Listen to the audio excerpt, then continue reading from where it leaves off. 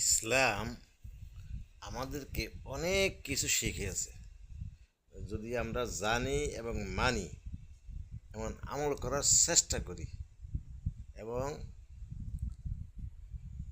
ইসলামী বই দেখে দেখে শিখার ইচ্ছা করি।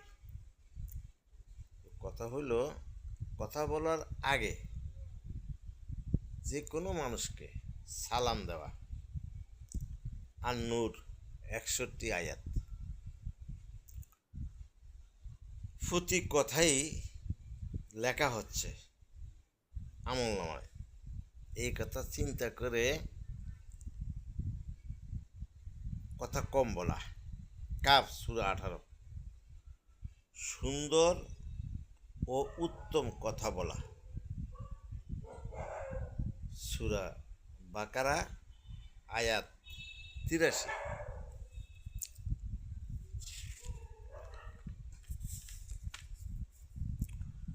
অনর্থক বাজে কথা থেকে বিরত থাকা। আল মুমিনুন আয়াত 3। কণ্ঠস্বর নিচু রাখা। লোকমান আয়াত 19। বুদ্ধি, চিন্তা ও ব্যবহার করে কথা বলো। সূরা নামল আয়াত 125। গাধার মতো কর্কশ স্বরে কথা না বলা। সূরা লোকমান আয়াত 19। মূর্খ ও অজ্ঞদের সাথে ঝগড়া না করা। শান্তভাবে এড়িয়ে যাওয়া। সূরা ফুরকান 63।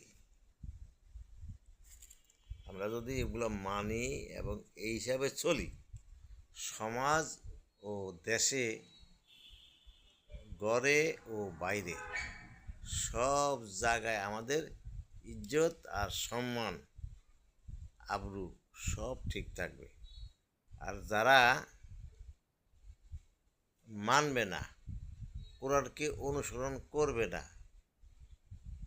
নফসের খাতিরে কথা বলে যাবে, তারা সব জায়গায় অপমানিত হবে। আমরা হযরত আবু বকরের ব্যাপারে জানি, এক ইহুদি তাকে অনেক রাগারাগি করছিল, কিছু বলে নাই, আল্লাহ রাসূল হাসছে।